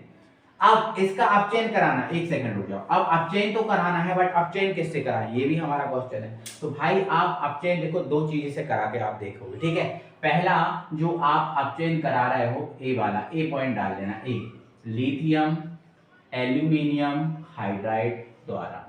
पहले आप अपचयन कराओगे लिथियम एल्यूमिनियम हाइड्राइड द्वारा। एक बात मैं आपको अभी स्पष्ट कर दे रहा हूं मेरे भाई, जब लिथियम एल्यूमिनियम हाइड्राइड द्वारा अपचयन होता है तो इसमें कुछ बाहर नहीं निकलता, इसमें कुछ बाहर नहीं निकलता है, जो भी है सब पूरा जुड़ जाता है, इसमें कोई बाहर नहीं निकलता लिथियम एल्यूमिनियम हाइड्राइड द्वारा अपचयन कराने पर। देखो आप ध्यान से सुनना, मैं बता रहा हूँ। एल्किल साइनाइड का कराना है तो R सिंगल बॉन्ड हमने CN लिया, इसका अपचयन कराना है तो ये अपचयन नवजात हाइड्रोजन द्वारा कराते हैं, ये ले लिया। बट अपचयन किसके द्वारा कराना है? लिथियम एल्यूमिनियम हाइड्राइड, तो एरो के ऊपर लिख दिया हमने लिथियम एल्यूमिनियम हाइड्राइड। अब इसके द्वारा अपचयन कराएंगे, कुछ बाहर नहीं निकलेगा, मतलब इसमें कुछ बाहर नहीं निकलेगा, जितना होगा वो सब जुड़ेगा। तो देखो हमें क्या बनाना है बेटा? एमीन बनाना है। क्या बनाना है? एमीन। देखो हमने एल्किल वाला लिया तो एमीन ही बनेगा, तो यहाँ कौन सा एमीन बनेगा वो आपको देखना पड़ेगा। देखो इधर हम अगर इसकी 4H ले लें, कितने H ले लें? 4H, तो देखो 2H दे देंगे हम C को, और 2H दे देंगे हम N को। तो जब 2H N को दे देंगे तो NH2 बन जाएगा, और जिसके साथ NH2 होता है वो एमीन होता है कि नहीं एमीन? ठीक है, चाहे तो आप यहाँ पर R की जगह और कुछ भी ले सकते हो, जैसे आप CH3 भी ले सकते हो, कोई दिक्कत नहीं है। आप मेथिल साइनाइड ले सकते हो, एथिल ले सकते हो, प्रोपिल ले सकते हो, जो आपकी मर्जी वो ले सकते हो, R ले सकते हो, कोई दिक्कत नहीं। ठीक है, तो मैंने 2H दे दिए C को, जब 2H C को दे दिए तो ये आपको देखो ये CH3 तो रहा, अब 2H इसको दिए तो ये हमारा क्या है? CH2, और 2 हमने N को दे दिए तो क्या बन गया? ये NH2 बन गया ना। अब देखो ये क्या है एथिल और ये क्या है एमीन, तो ये हमारा क्या बन गया एथिल एमीन बन गया ना। और ये एथिल एमीन जो है एक प्राथमिक एमीन है। एथिल एमीन जो है बेटा ये कौन सा एमीन है, प्राथमिक एमीन है। ठीक है, तो नाम में कौन सा एमीन बना हमारा एथिल एमीन। क्या बना एथिल एमीन, क्यों, क्योंकि ये C2H5 बन गया ना ये वाला, इतना ये C2H5 बन गया और C2H5 एथिल होता है तो एथिल एमीन हमारा बन गया। ध्यान अपन को इतना याद रखना है कि जब लिथियम एल्यूमिनियम हाइड्राइड द्वारा अपचयन होगा तो इसमें कुछ बाहर नहीं निकलता, जितना होता है वो सब जुड़ता ही। क्लियर हो गया, ठीक है। दूसरा आप देखो यहाँ पर एनिलीन का भी आप क्या देखो, आप बेंजीन वाला कोई साइनाइड ले सकते हो, उसका भी आप अपचयन करा सकते हो। देखो जैसे बेंजीन वाला साइनाइड लेके एक उदाहरण आपको बताऊं, जैसे ये ले लिया मैंने बेंजीन साइनाइड, ये ले लिया हमने बेंजीन साइनाइड। अब इसका अपचयन कराना है तो सेम अपचयन होगा, बिल्कुल सेम होगा, इसमें कोई परेशानी आपको नहीं होने वाली। ठीक है ना, कोई परेशानी इसमें नहीं होगी। ठीक है, ये 2H C के साथ जोड़ देना और 2 N के साथ जोड़ देना, आप कर सकते हो, कोई दिक्कत नहीं है। ठीक है, 2 C के साथ जोड़ दोगे 2 N के साथ, या ठीक है ना, तो ऐसे आपको करते रहना। ठीक है, चलो अब दूसरा जो है ना हम अपचयन करा रहे हैं बेटा किसके द्वारा, सोडियम और एथेनॉल द्वारा। ठीक है, तो यहाँ पर सोडियम या एथेनॉल, एथेनॉल क्या होता है C2H5OH मतलब एथिल अल्कोहल, एथेनॉल का मतलब होता है एथिल अल्कोहल। ठीक है, तो देखो हमने एल्किल साइनाइड में मेथिल साइनाइड ले लिया। ठीक है, अब इसके द्वारा हम क्या करा रहे हैं, अपचयन करा रहे हैं। ठीक है, तो ये अपचयन करा रहे हैं, इसके ऊपर हम क्या लिखेंगे सोडियम और एथेनॉल मतलब C2H5 सिंगल बॉन्ड OH। जब अपचयन कराओगे तो इसमें भी आप इसके 4 अणु दे देना, 2 दे देना आप C को और 2 दे देना आप N को। इसमें भी देखो, इसमें भी ना कुछ बाहर नहीं निकलता, इसमें भी कुछ बाहर नहीं निकलता। ठीक है, तो इसको जब 2H हमने इसको दे दिए तो ये CH3 और ये CH2 बन गया, ऊपर जैसे बनेगा, जैसे ऊपर हमने बनाया सेम बनेगा। ठीक है, और 2H हमने N को दे दिए। ठीक है, तो ये भी हमारा एथिल एमीन बन गया, और एथिल एमीन या फिर प्राथमिक एमीन। ठीक है, तो जब भी आपको ये रिएक्शन मिले तो बड़े अच्छे तरीके से ध्यान रखना है इस बात को। ठीक है ना, और आगे हम हमारी सीरीज को बढ़ाते हैं, और इसमें अब हमारे एग्जाम में आने वाली महा इंपॉर्टेंट नाम वाली रिएक्शन आ गई। और आपको पता है नाम वाली जो रिएक्शन होती है वो पेपर में छपती है, तो नाम वाली रिएक्शन पे हम बात कर लेते हैं। ठीक है ना, चलो इसको हम मिटा दे रहे हैं, जिसको भी स्क्रीनशॉट लेना है वो स्क्रीनशॉट ले सकता है, कोई परेशानी नहीं है। ठीक है, चलो तो अब हमारी जो नेक्स्ट रिएक्शन है बेटा, आप अपनी कॉपी में हेडिंग बनाइएगा, हेडिंग जमा लीजिएगा। थर्ड रिएक्शन है जिसका नाम है हाफमैन ब्रोमाइड अभिक्रिया। ठीक है, हमारी नेक्स्ट रिएक्शन है मेरे भाई हाफमैन ब्रोमाइड अभिक्रिया। सबसे पहले तो इसको मोस्ट IMP लगाइएगा, ये जो है ये रिएक्शन मोस्ट IMP है, ये जो रिएक्शन है पेपर में छपती है। आ जाओ जरा देख लेते हैं क्या करते हैं। तो बेटा जो हाफमैन अभिक्रिया है, इस हाफमैन अभिक्रिया में हम अम्ल एमाइड की क्रिया कराते हैं। किसकी क्रिया कराते हैं, अम्ल एमाइड। अब ये सर अम्ल एमाइड क्या होता है, देखो मैंने आपको इस वीडियो को स्टार्ट किया था उससे पहले आपको फॉर्मूले बताए थे ना। ठीक है, तो अम्ल एमाइड कौन होता है, देखो अम्ल एमाइड में 2 व्यक्ति आते हैं, जिसमें पहला व्यक्ति है जिसका नाम है एसिटामाइड। क्या होता है, एसिटामाइड। और दूसरा होता है बेटा बेंजामाइड। क्या होता है, बेंजामाइड। तो अम्ल एमाइड में 2 चीजें आती हैं, एक आता है एसिटामाइड, ठीक है, और दूसरा आता है बेंजामाइड। एसिटामाइड क्या होता है बेटा, CH3CONH2, CH3CONH2।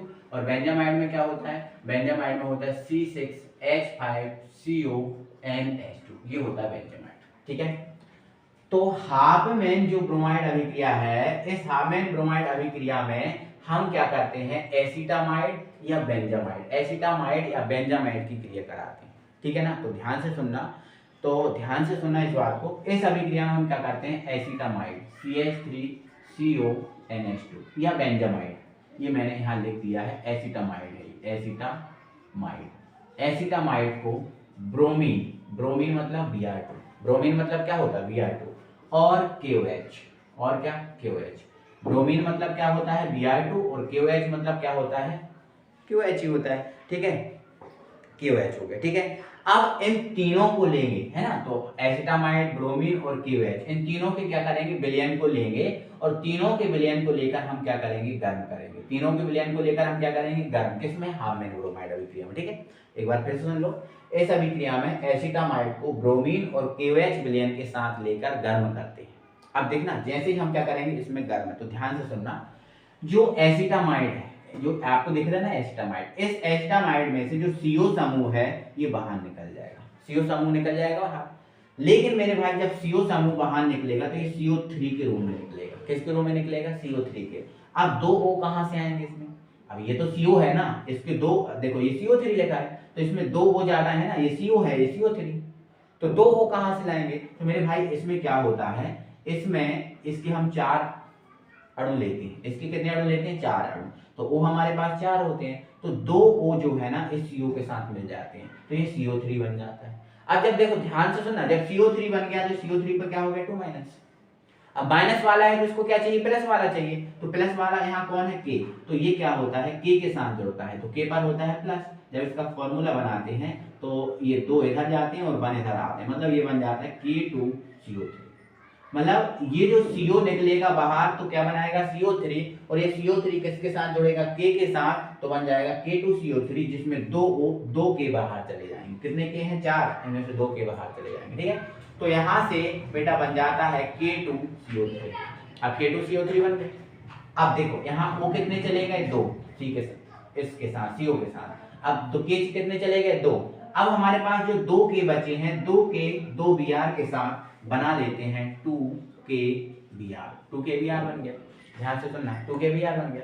अब हमारे पास H देखो कितने हैं, तो आगे 4 लगा है तो H कितने हैं? 4, और O कितने बचे? 2। 2 तो पहले चले गए, इसके साथ 2 O बचे हैं और 4 है, तो ये 4H 2 O के साथ बेटा क्या बनाते हैं? 2H2।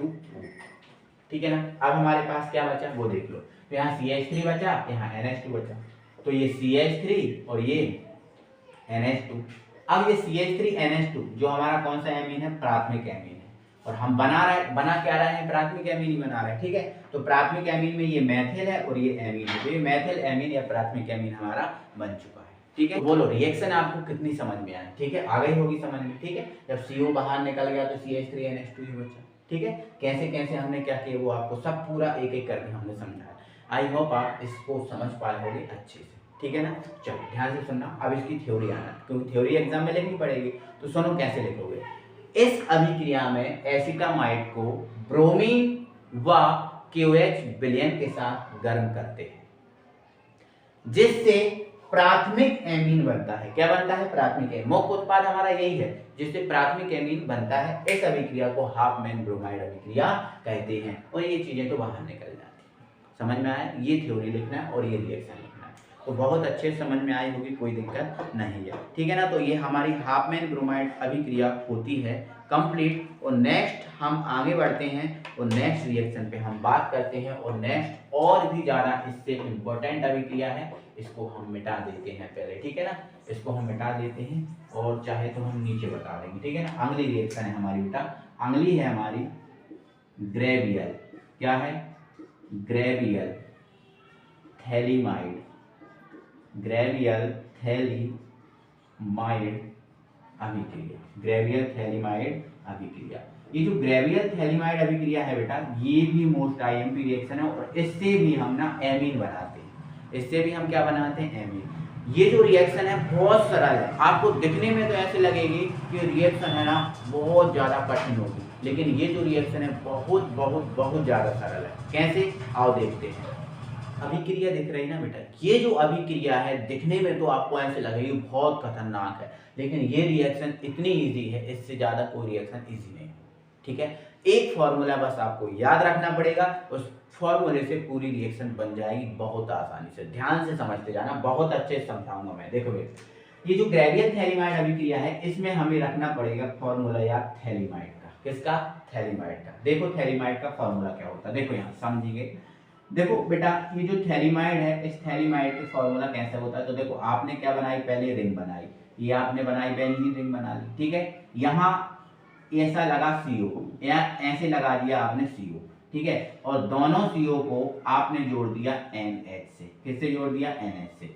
ये जो फॉर्मूला आपको दिख रहा है, ये थैलीमाइड का फॉर्मूला है। किसका है फॉर्मूला बेटा?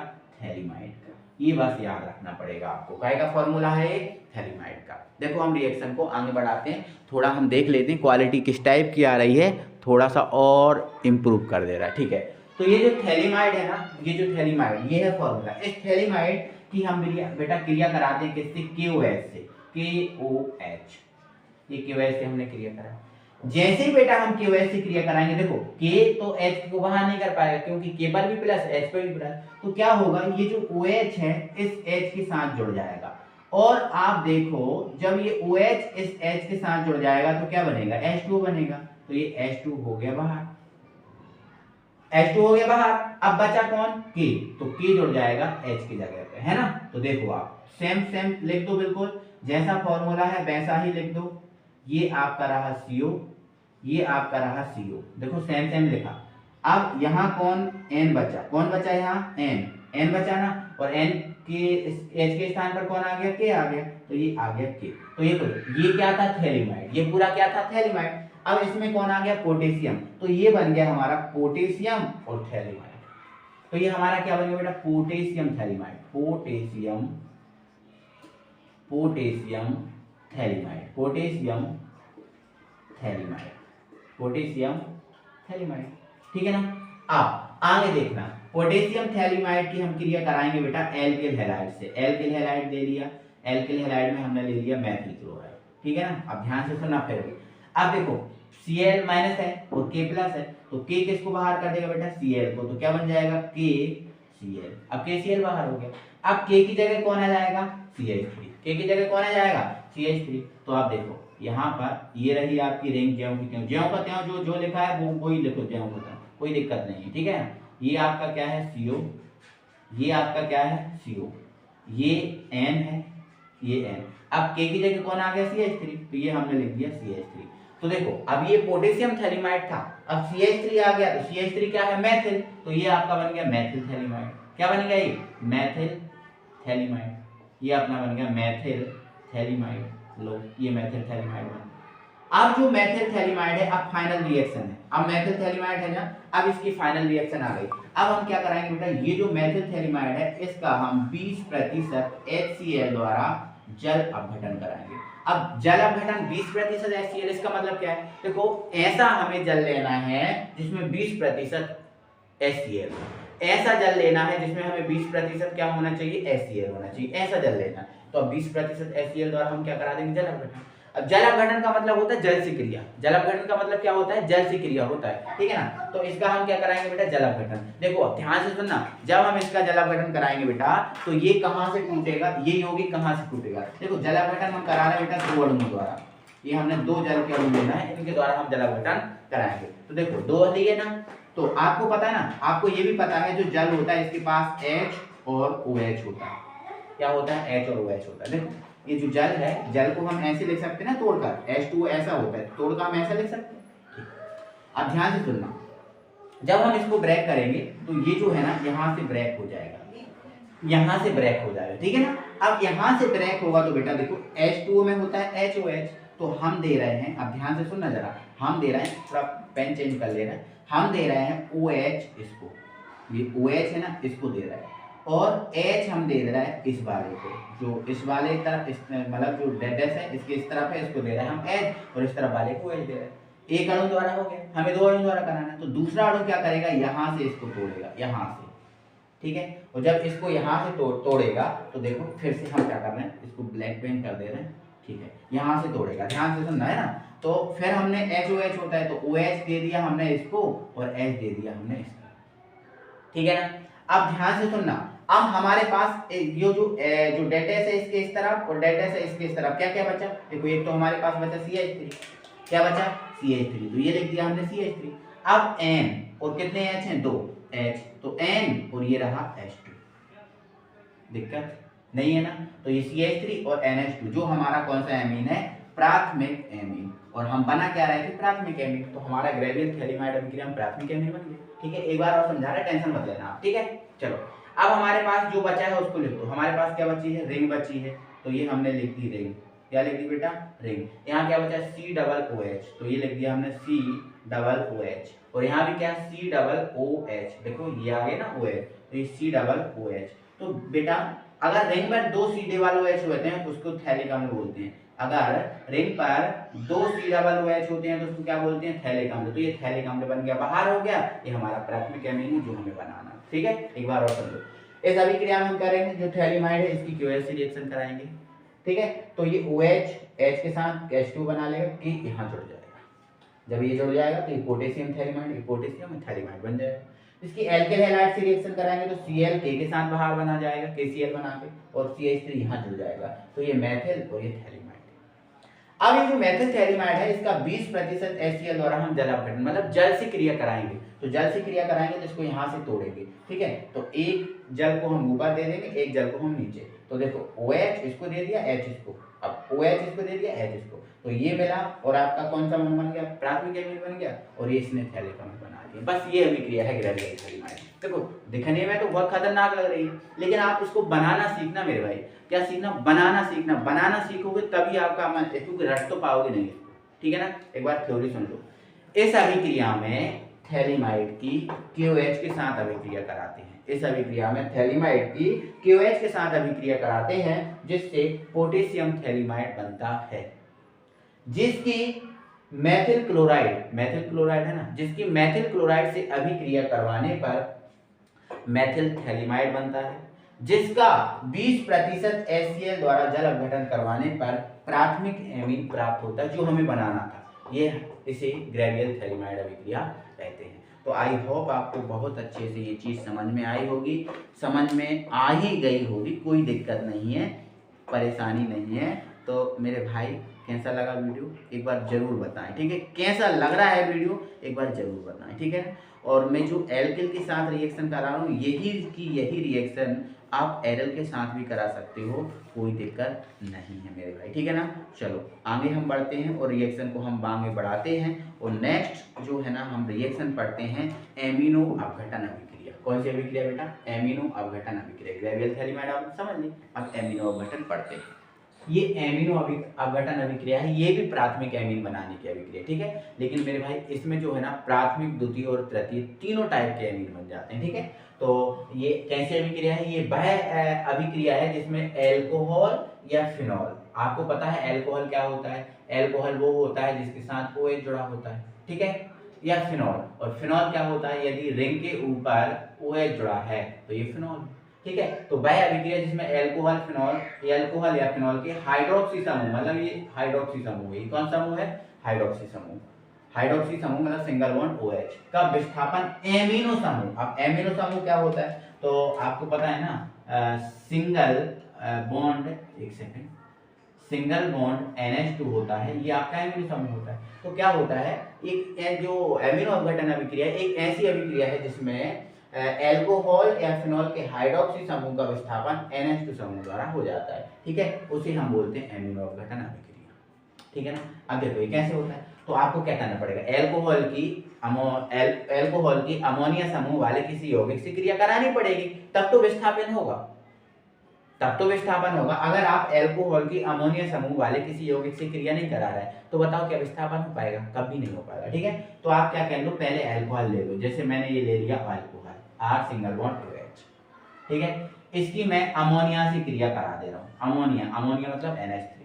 तो देखो अमोनिया से क्रिया कराएंगे तो NH3 होता है, इसमें एमिनो समूह होता है, बिल्कुल होता है। देखो आप तरीके से लिख लो इसको, NH3 को NH3 ना लिख के आप ऐसा लिख लो NH2 सिंगल बॉन्ड H। देखो NH2 लिख दिया, समूह निकल गया।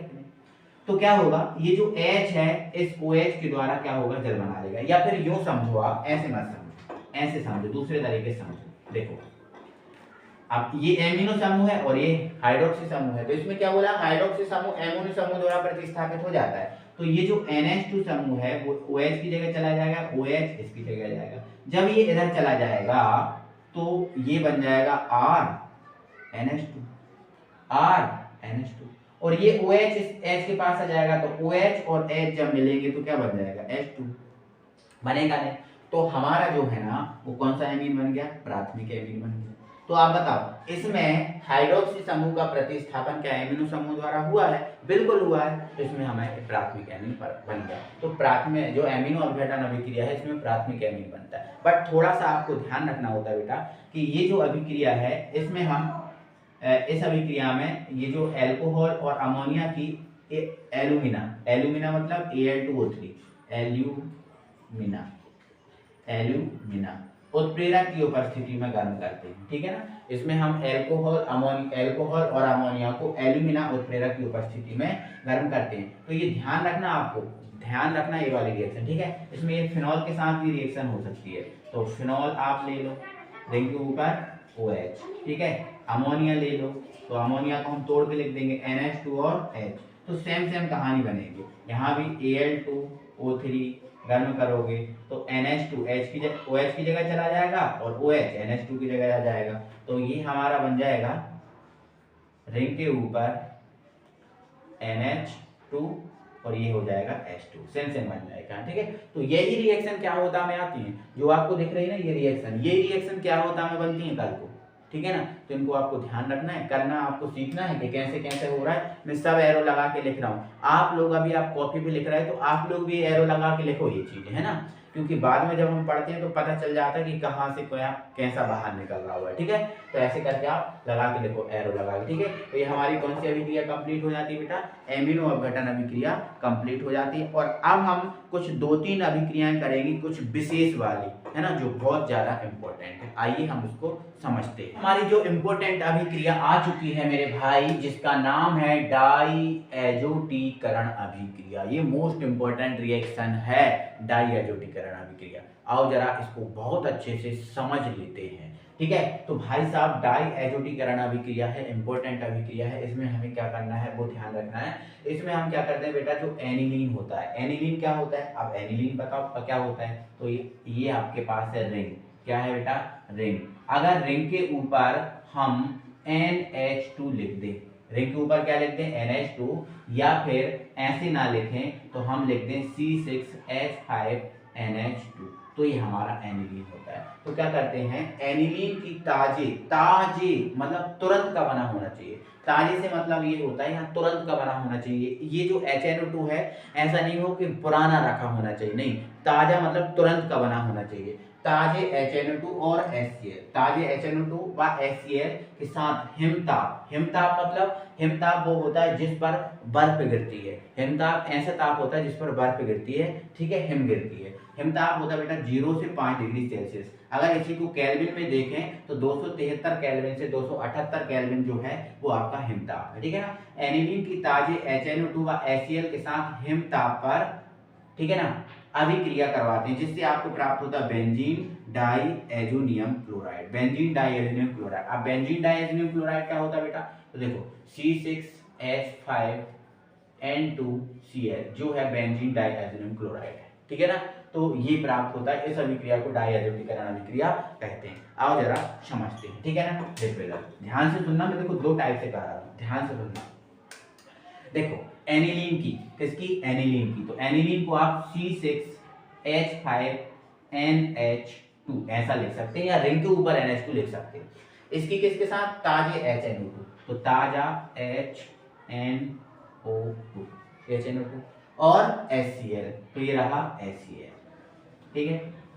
हिमताप पर अभिक्रिया कराना मतलब 0 से 5 डिग्री सेल्सियस पर अभिक्रिया कराना है, कराएं अभिक्रिया। देखो जैसे ही बेटा जब हम इसकी अभिक्रिया कराएंगे तो अब ध्यान से सुनना, ये कितना H है, एक H ये कितने H हो गए, 2H, एक H ये, एक H ये, कितने H हो गए, 2H, और 2H आपको ये दिख रहा है, तो 2H, एक 3H और एक 4H, कितने H हो गए, 4H हो गए। ये 4 के 4 H इन 2 O के साथ बना लेंगे 2H2O, बन गया 2H2 बन गया। अब हमारे पास क्या बचा, C6H5, तो ये रहा C6H5। अब देखो N कितने हैं, एक N ये है और एक N ये, कितने N है, 2, तो ये हमारा बन गया बेटा N2, क्या बन गया, N2, N और N2, और ये आपका बचा Cl, तो ये रखा Cl। वो जो दिक्कत है क्या, देखो एक H, 2H और 4H इन 2 के साथ 2H2 बना लिए। अब C6H5 यहाँ N 2N और Cl, तो ये C6H5N2Cl जो आपका क्या है, benzene diazonium, benzene diazonium chloride. बोलो बात समझ में आए, ठीक है। तो ये अभिक्रिया है डाईएजोटीकरण अभिक्रिया, ठीक है। अब लेकिन क्वेश्चन ये है कि सर ताजा कैसे बनाएं, कभी कभी देखो आपको गाइड में परीक्षा बोला, अगर इसमें पढ़ोगे तो उसमें ताजा HNO2 बनाते हैं। तो अगर ताजा HNO2 बनाना है तो हमें क्या करना पड़ेगा, देखो इधर सुनो, ताजा HNO2 बनाना है तो हमें क्या करना पड़ेगा वो सुनो।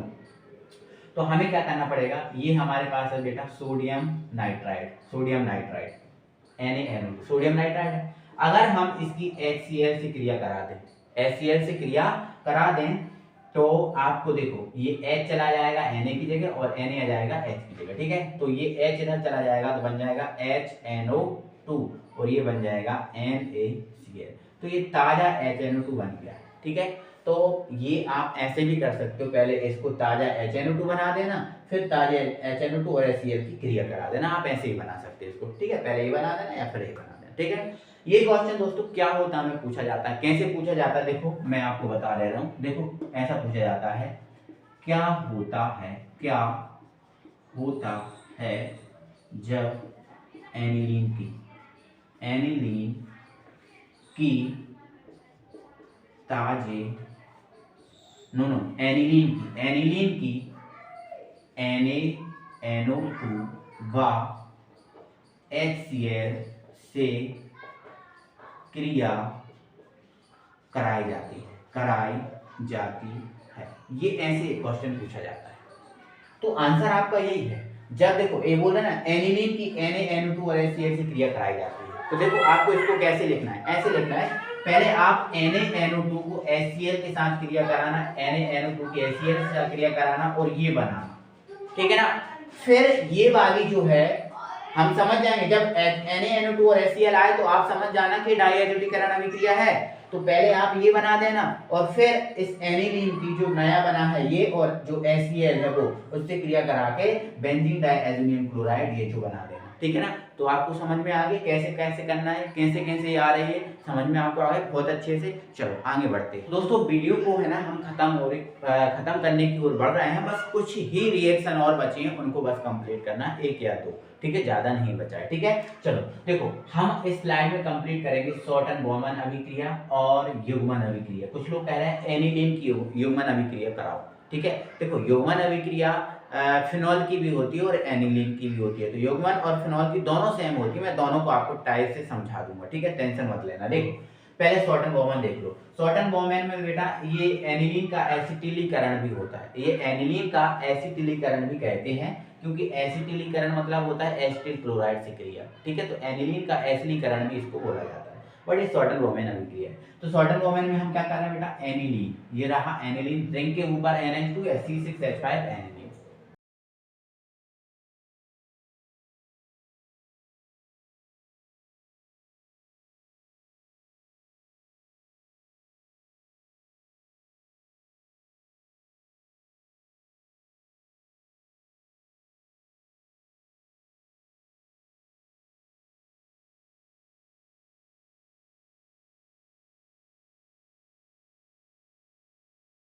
उड़ा दिया, HCl बना।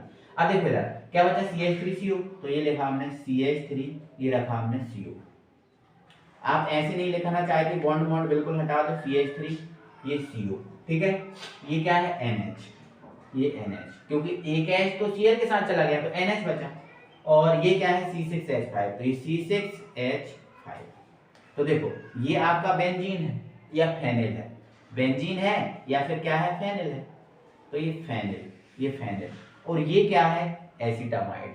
ये CH3CONH क्या है, एसिटामाइड। तो ये अपना बन गया बेटा एसिटामाइड, एसिटामाइड।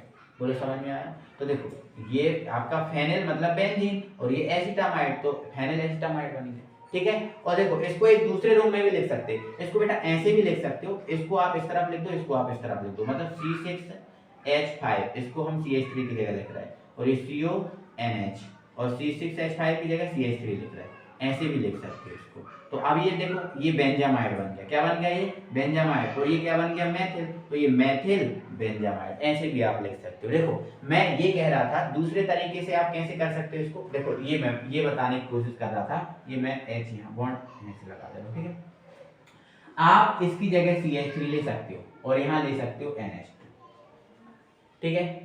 आप इसकी जगह C6H5 ले सकते हो, ये CO और ये Cl, फिर भी यही होगा H Cl के साथ HCl बनाएगा और यहाँ पर क्या बचेगा C6H5, ये रहा CO, ये रहा NH और ये रहा CH3, तो ये बन गया ये वाला। तो ऐसे ही बना सकते हो, कोई परेशानी नहीं है, दोनों टाइप से बना सकते हो। थ्योरी तो आप क्या लिखोगे, इस अभिक्रिया में एनिलीन या मेथिल एमीन, एनिलीन या मेथिलेमीन है ना, तो इस अभिक्रिया में एनिलीन की एसिटिल क्लोराइड के साथ अभिक्रिया कराते हैं जिससे फेनिल एसिटामाइड बनता है। इस अभिक्रिया को शॉर्टन ब्रोमीन अभिक्रिया कहते हैं। ये रिएक्शन तो बेटा क्या होता है पूछी जाएगी आपसे, आपको इतना दे देगा और एरो लगा के यहाँ छोड़ देगा, बस पूछेगा बताओ क्या बनेगा। ध्यान रखना इस बात को बहुत अच्छे से, ठीक है। आ जाओ युग्मन अभिक्रिया। अब बेटा युग्मन अभिक्रिया में हम क्या करते हैं, जो बेंजीन डायज़ोनियम क्लोराइड होता है मतलब रिंग के ऊपर N2Cl, कैसे भी लिख लो, दो तरीके से लिख सकते हैं, ऐसे भी लिख सकते हैं, बेंजीन बना लो N2Cl, या फिर ऐसे लिख लो रिंग बना लो, कोई दिक्कत नहीं है।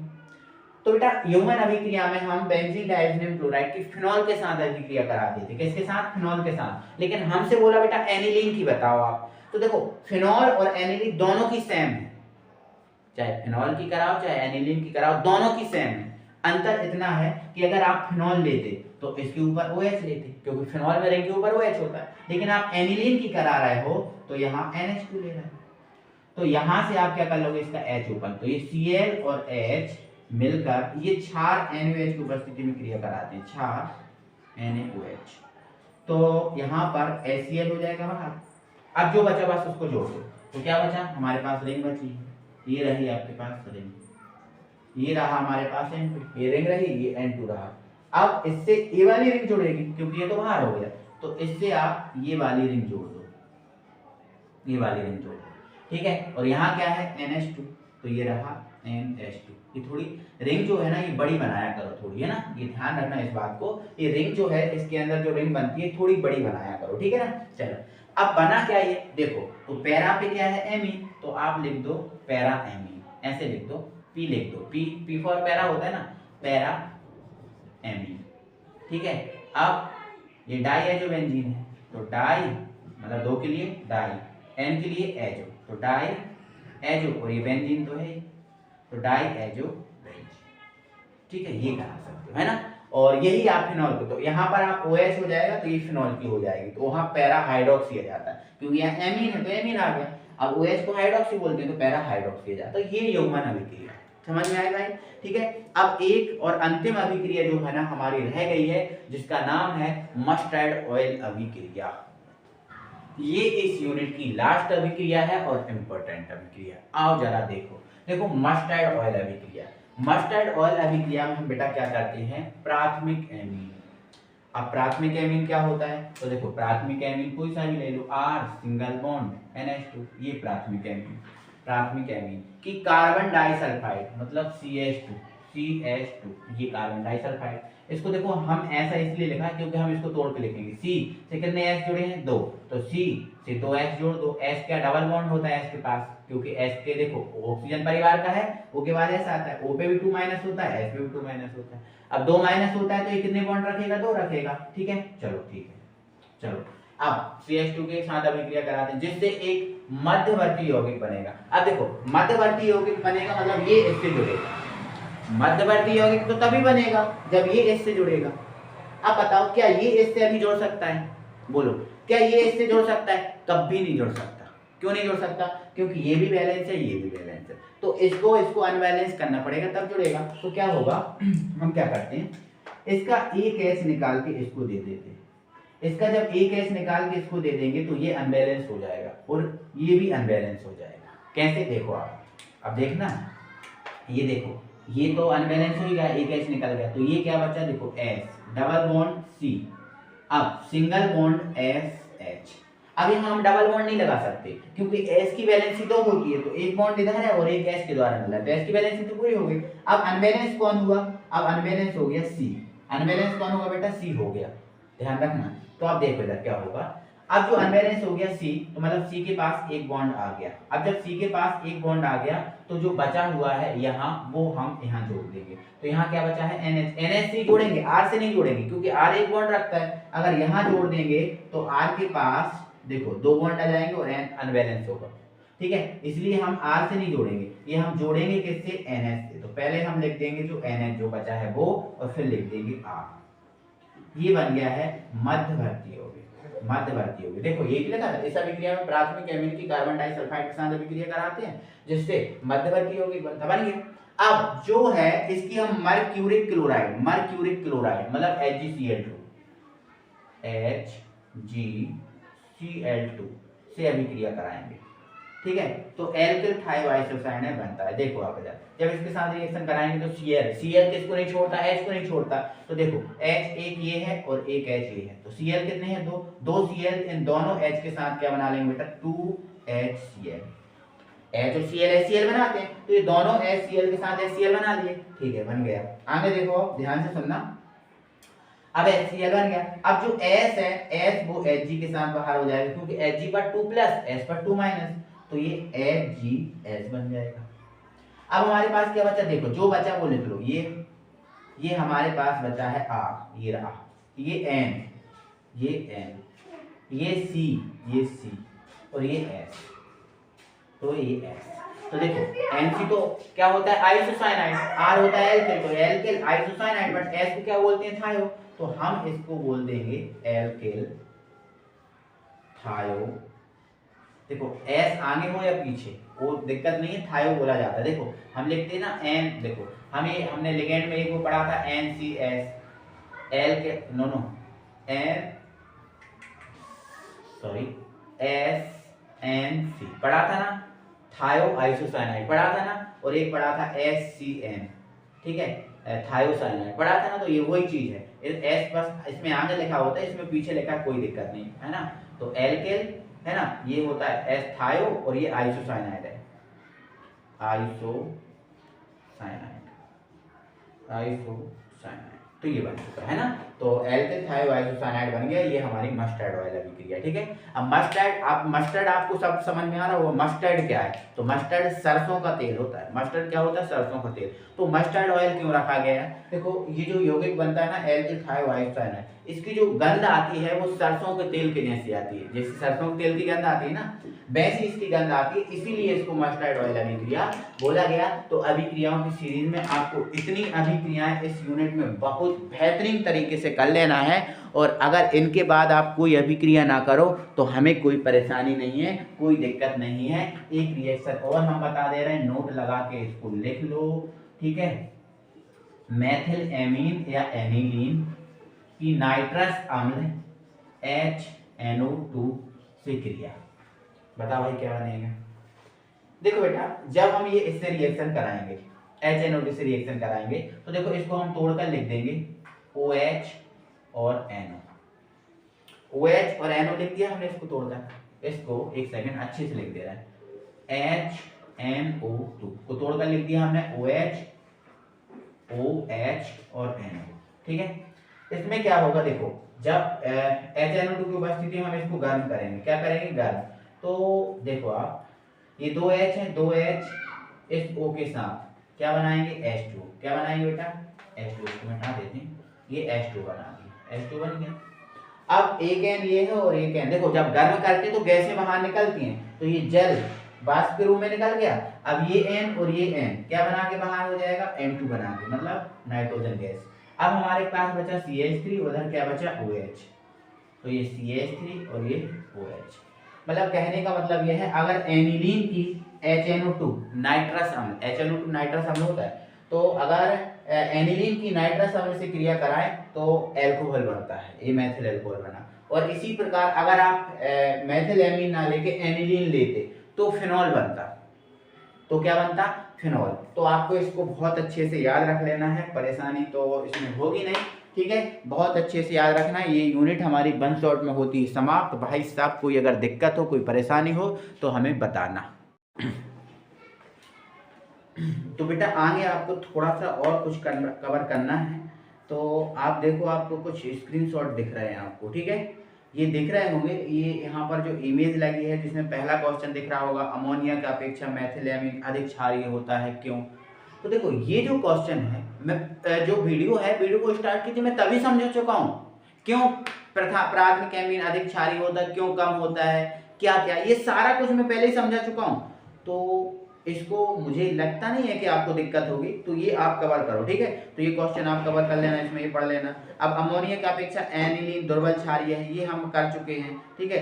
एमीन जल में विलय होते हैं, क्यों, इंपॉर्टेंट क्वेश्चन। तो देखो कोई भी अगर जल में विलय है तो उसका कारण क्या है, वो हाइड्रोजन बंध, उसका कारण क्या है, सिर्फ हाइड्रोजन बंध, तो ये आप ये कर लेना, ठीक है ना। फिर ठीक है।